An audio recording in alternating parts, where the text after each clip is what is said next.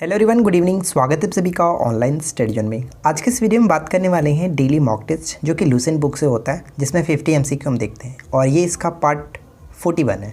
अगर आपने बाकी के पार्ट्स को नहीं देखा तो जा करके प्लेलिस्ट को चेक कीजिए, वहाँ पे आपको मिल जाएंगे।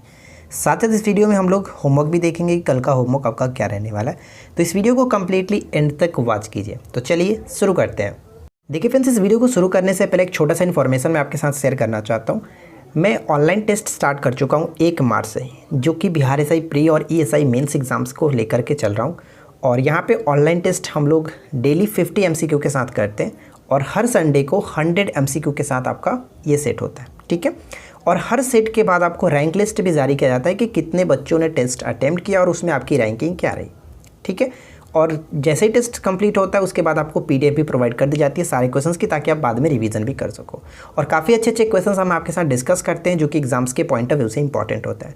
तो अगर आप हमारे साथ इस टेस्ट में ज्वाइन होना चाहते हैं तो इस दिए गए व्हाट्सएप नंबर पर आप मैसेज कर करके बात कर सकते हैं। क्या प्रोसेस है, करना कुछ नहीं है, सिर्फ और सिर्फ इसी नंबर पर आपको गूगल पे या फिर फ़ोनपे के थ्रू 49 रुपये पे करना है, सिर्फ और सिर्फ मार्च महीने के लिए। पूरे मार्च महीने के लिए आपको ये सेट प्रोवाइड करा जाएगा। और रेगुलर ये आपका सेट चलता है शाम को 10 बजे, ठीक है। शाम को नहीं, रात को 10 बजे कह सकते हैं, ठीक है। तो अगर आप इंटरेस्ट रखते हैं तो आप इस टेस्ट में ज्वाइन हो सकते हैं। तो चलिए आज के इस वीडियो को हम शुरू करते हैं। अब बात करते हैं फ्रेंड्स कि कल का होमवर्क आपका क्या रहने वाला है। देखिए 6 मार्च को आपको क्या क्या होमवर्क दी जा रही है। हिस्ट्री में 1857 की महान क्रांति से संबंधित जो भी पॉइंट्स है आप इनको पढ़ेंगे। और साथ ही साथ इसमें एक और छोटा सा पॉइंट आता है कि जो भी कहाँ कहाँ के विद्रोह करता थे, उनके दमनकर्ता कौन थे, अंग्रेज 2 दमनकर्ता थे, उनको आप पढ़ेंगे। यहाँ से कई सारे क्वेश्चंस बनते हैं, ठीक है। ज्योग्राफी की बात करें तो इसमें आपको दिया जा रहा है विश्व की प्रमुख पर्वत शिखर और प्रमुख द्वीप, जो कि लूसेंट सब्जेक्टिव पेज नंबर 93 आपको देखना है। पॉलिटी की बात करें तो पॉलिटी में निर्वाचन आयोग और निर्वाचन आयोग के जो मुख्य कार्य वो आप पढ़ेंगे। लूसेंट सब्जेक्टिव 178 पेज नंबर देखिएगा। बायोलॉजी में हम बात करेंगे ऑटोग्रंथि और पराऑटोग्रंथि। ऑटोग्रंथि में साथ ही साथ आप वहाँ पे पढ़ेंगे थायरॉक्सिन के कार्य क्या होते हैं, थायरॉक्सिन की कमी से होने वाले रोग कौन कौन से, थायरॉक्सिन की अधिकता से कौन कौन से रोग होते हैं, इन सभी चीज़ों को आप इसमें पढ़ेंगे। लूसेंट सब्जेक्टिव पेज नंबर 256 में मिल जाएगा। करंट अफेयर्स हम लोगों ने स्टार्ट किया था, मैंने कल आपको बताया था कि करंट अफेयर्स 2021 नहीं 2020 यहाँ पे होगा, मिस्टेक है। 2020 में यहाँ पे आपको मैंने 15 दिन दिया था कल, आज मैं आपको दे रहा हूँ 16 से लेकर के लास्ट 30 डेज आपको कंप्लीट करने हैं। तो ये आपका 6 मार्च का होमवर्क, ठीक है। तो चलिए आज के इस कमाल के वीडियो को अब शुरू करते हैं। सबसे पहला क्वेश्चन ये कह रहा है कि पूना समझौता कब हुआ।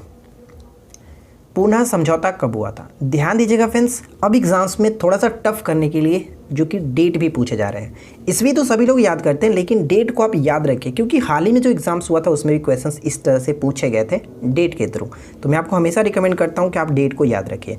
1932 सभी को याद होगा, लेकिन मुश्किल से हो सकता है कि किसी को याद हो कि एग्जैक्ट डेट क्या था। 24 सितंबर 1932, ठीक है। ध्यान रखिएगा, ऑप्शन सी यहाँ पे करेक्ट होगा। देखिए पूना समझौता से रिलेटेड कुछ पॉइंट्स मैंने यहाँ पे नोट डाउन किया, पढ़ सकते हैं कि पूना पैक्ट अथवा पूना समझौता भीमराव अंबेडकर एवं महात्मा गांधी के मध्य पुणे के यरवदा सेंट्रल जेल में 24 सितंबर 1932 को हुआ था। तो यहाँ से 2 पॉइंट्स पूछे जा सकते हैं कि किनके मध्य हुआ था। तो भीमराव अंबेडकर और महात्मा गांधी के मध्य हुआ था। कहाँ पे, तो पुणे में, पुणे के यरवदा जेल में। सेकेंड क्वेश्चन देखिए, पूना समझौता के समय भारत के गवर्नर जनरल निम्नलिखित में से कौन थे। यानी बात 1932 की जा रही है और आपको पता होना चाहिए कि 1932 में गवर्नर जनरल कौन थे। और मैंने आपको होमवर्क में दिया था कि लॉर्ड वेलिंगटन। लॉर्ड वेलिंगटन का समय क्या था, 1931 से लेकर के 1936। यानी करेक्ट आंसर हो जाएगा ऑप्शन, हम ए को टिक करेंगे। लॉर्ड इरविन के बाद इन्हीं का समय था, लॉर्ड वेलिंगटन का, ठीक है।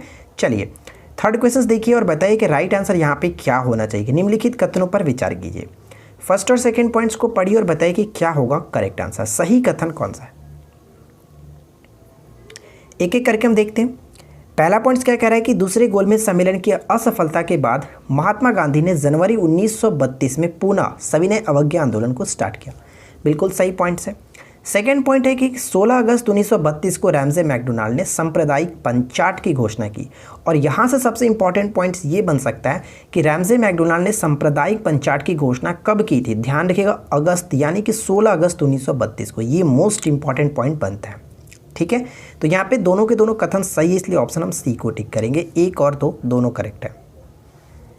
क्वेश्चन नंबर 4 क्या कह रहा है कि कांग्रेस के कराची अधिवेशन के अध्यक्ष कौन थे। यानी मार्च 1931 का जो कराची अधिवेशन था, इसकी अध्यक्षता किसने की थी। सही आंसर होता है सरदार वल्लभ भाई पटेल, जो कि सरदार वल्लभ भाई पटेल की एकमात्र और ये जो कि प्रथम कह सकते हैं कि इनकी अध्यक्षता थी।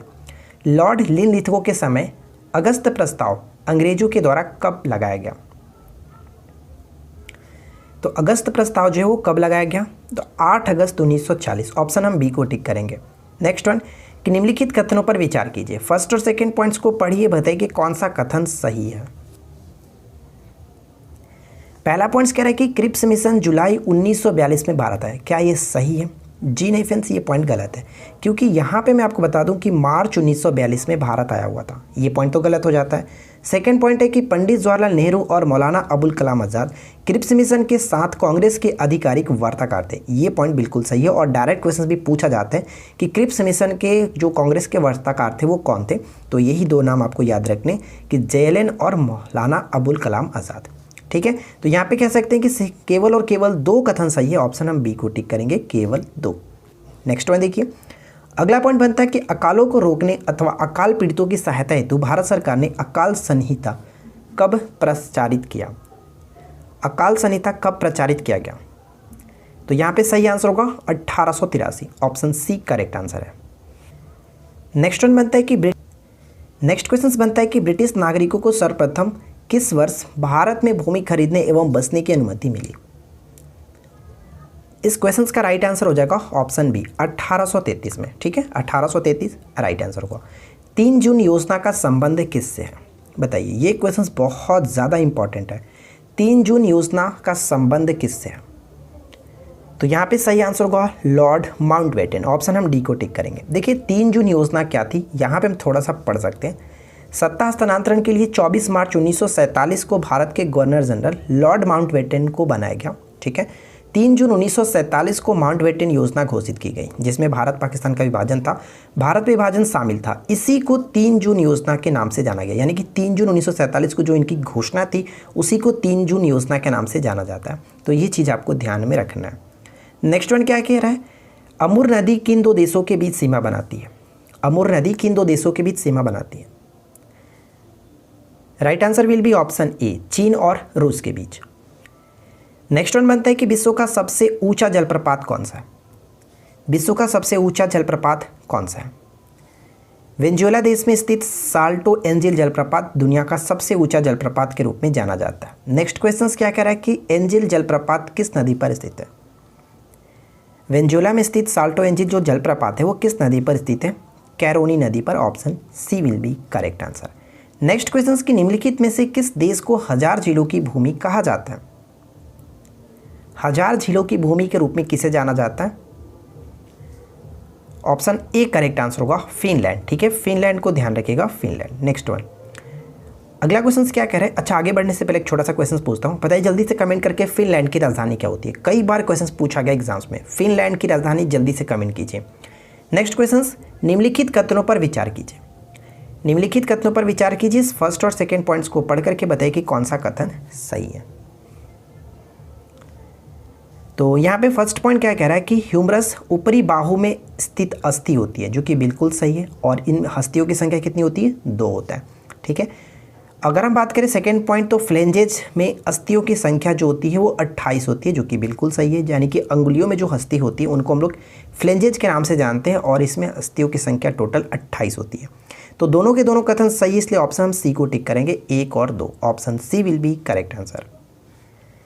नेक्स्ट क्वेश्चन क्या कह रहा है कि मध्य एशिया के स्टेपी क्षेत्र में खिरगिज, कालमुख तथा कजाक लोगों द्वारा बनाए गए पशुओं की खालों से अस्थायी तंबू को क्या कहा जाता है? तो ध्यान रखिएगा, अस्थायी तंबू को हम लोग यूर्त के नाम से जानते हैं। ऑप्शन सी करेक्ट आंसर है, यूर्त। नेक्स्ट क्वेश्चन, लैप्स कहाँ पाए जाते हैं? लैप्स कहाँ पाए जाते हैं? स्कैंडिनेवियन क्षेत्र में, स्कैंडिनेवियन जो क्षेत्र है इसमें पाए जाते हैं। ऑप्शन डी करेक्ट आंसर है। नेक्स्ट क्वेश्चन की भूपर पट्टी के यानी कि पृथ्वी के भूपर पट्टी में कौन सा तत्व प्रचुर मात्रा में पाया जाता है? तो ध्यान रखेंगे, पृथ्वी के भूपर पट्टी में सबसे अधिक मात्रा में ऑक्सीजन, सेकंड नंबर पे सिलिकॉन, थर्ड नंबर पे एल्यूमिनियम। यहाँ पे correct answer option B correct होगा। नेक्स्ट क्वेश्चन है कि मंगल एवं बृहस्पति ग्रहों के मध्य सूर्य की परिक्रमा करने वाले खगोलीय पिंड को कहते हैं? खगोलीय पिंड को हम लोग क्षुद्र ग्रह के नाम से जानते हैं। ऑप्शन डी यहाँ पे बिल्कुल सही आंसर होगा। नेक्स्ट क्वेश्चन कि सूर्य ग्रहण के दौरान बताइए, सूर्य ग्रहण के दौरान क्या होता है? काफ़ी अच्छा क्वेश्चन है, बताइए। तो ध्यान रखिएगा, सूर्य ग्रहण के दौरान हमेशा क्या होता है कि सूर्य और पृथ्वी के बीच चंद्रमा आ जाता है। ऑप्शन बी यहाँ पे बिल्कुल करेक्ट आंसर होगा। नेक्स्ट वन है कि अवशिष्ट विषयों पर, यानी अवशिष्ट जो शक्तियाँ दी गई हैं, कह सकते हैं अवशिष्ट विषयों पर विधि निर्माण का अधिकार किसे प्राप्त है?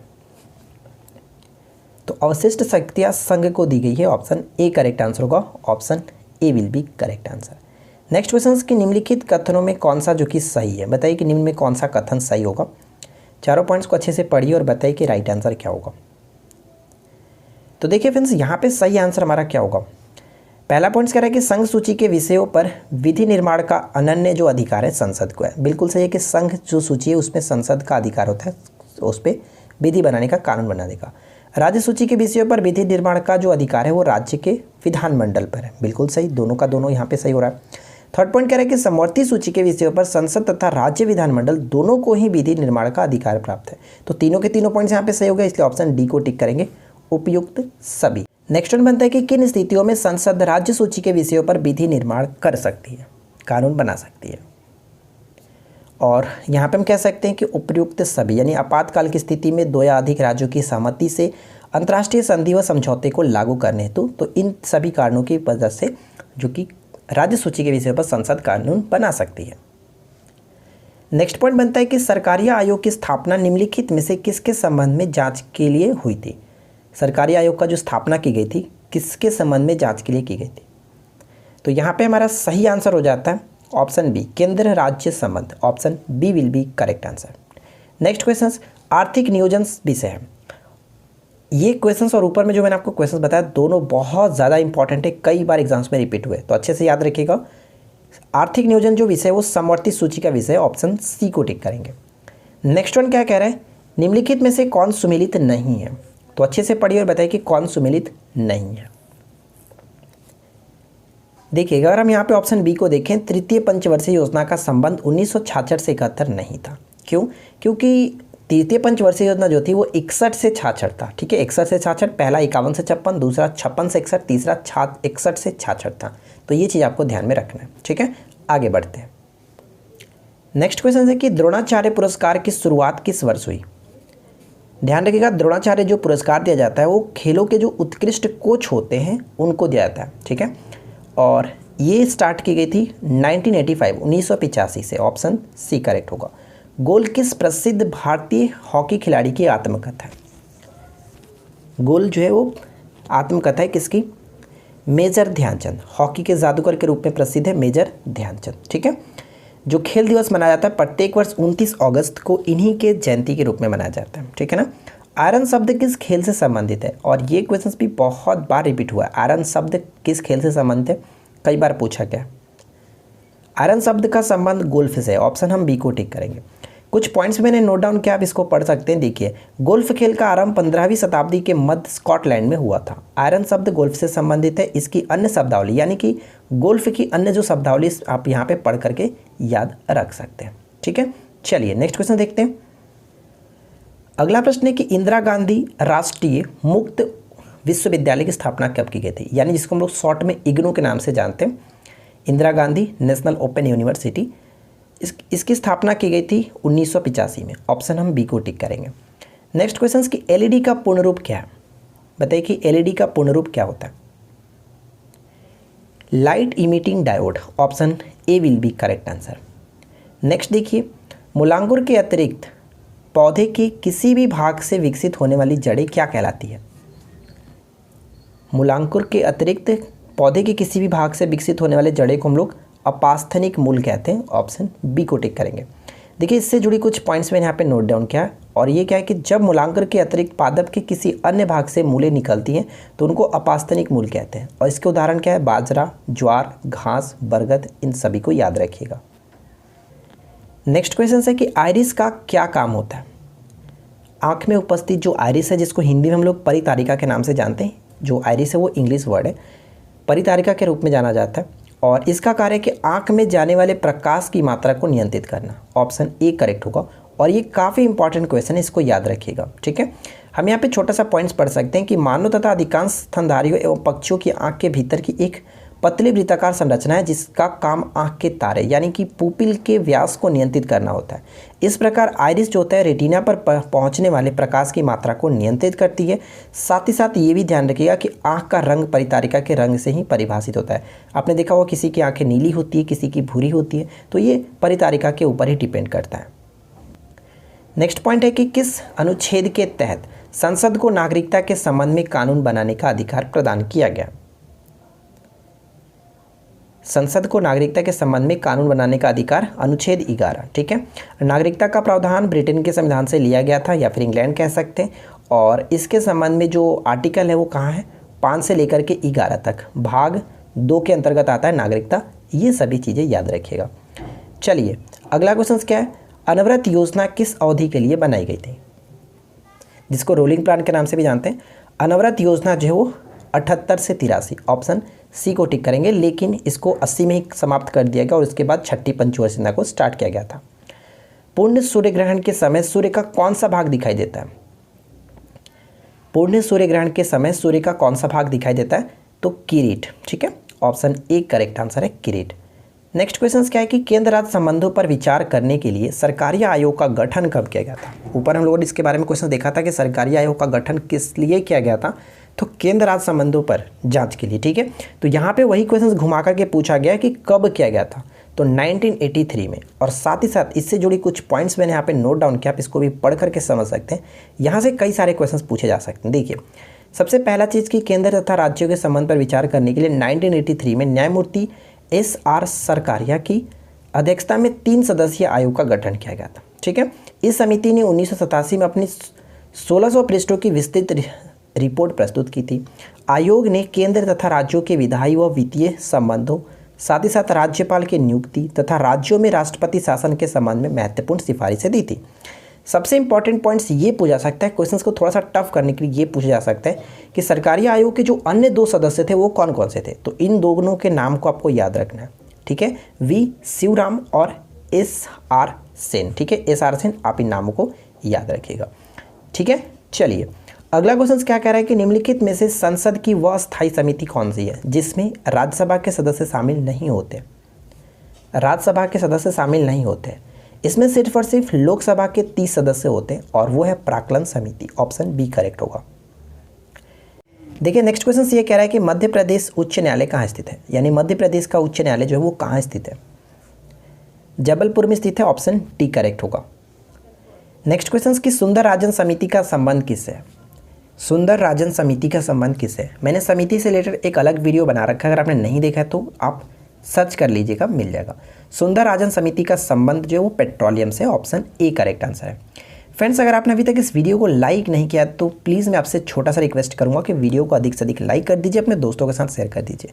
नेक्स्ट क्वेश्चन कह रहा है कि भारत के लिए नियोजित अर्थव्यवस्था यानी कि प्लान्ड इकोनॉमी फॉर इंडिया, ये डायरेक्ट क्वेश्चन पूछा जाता है, अक्सर हिंदी में ना लिख करके ये क्वेश्चन इंग्लिश में ही आता है कि प्लान्ड इकोनॉमी फॉर इंडिया नामक पुस्तक के लेखक कौन थे, और ये कई बार पूछा गया, एकदम वीवीआई प्रश्न है।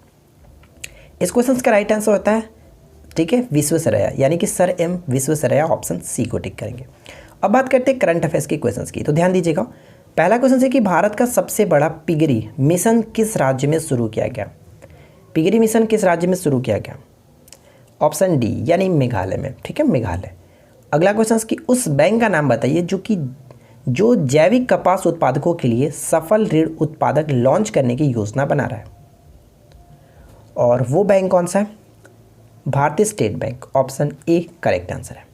नेक्स्ट क्वेश्चन की केंद्रीय गृह मंत्रालय ने किस राज्य में हुबली रेलवे स्टेशन का नाम बदल करके श्री सिद्धारोड़ा स्वामी जी रेलवे स्टेशन रखने की स्वीकृति दे दी है, और करेक्ट आंसर यहाँ पे होगा कर्नाटक, ठीक है, कर्नाटक। नेक्स्ट क्वेश्चन, हाल ही में खबरों में आई पूनम खत्री किस खेल से जुड़ी हुई है, ये क्वेश्चन आने वाले एग्जाम्स के लिए इंपॉर्टेंट होगा, ध्यान रखिएगा। पूनम खत्री का संबंध होता है वुसु खेल से, ऑप्शन डी को टिक करेंगे। कुछ पॉइंट्स मैंने नोट डाउन किया, आप यहाँ पे पढ़ सकते हैं, और मैंने आपको बताया कि एग्जाम्स में पूछा सकता है, तो क्यों पूछा सकता है आप यहाँ पे समझिएगा। पूनम खत्री जिन्होंने चीन के संघाई में मिनहांग जिम्नेजियम में आयोजित विश्व वुसु चैंपियनशिप 2019 के 15वें संस्करण में रजत पदक जीता, को अब गोल्ड मेडल में अपग्रेड कर दिया गया। इस वजह से ये इंपॉर्टेंट भी हो जाता है। और यहाँ पे ध्यान रखिएगा कि पूनम पूजा काडियान 2017 में जीती थी और प्रवीण कुमार 2019 के बाद वुशु चैंपियनशिप में स्वर्ण पदक जीतने वाली अब ये तीसरी भारतीय है।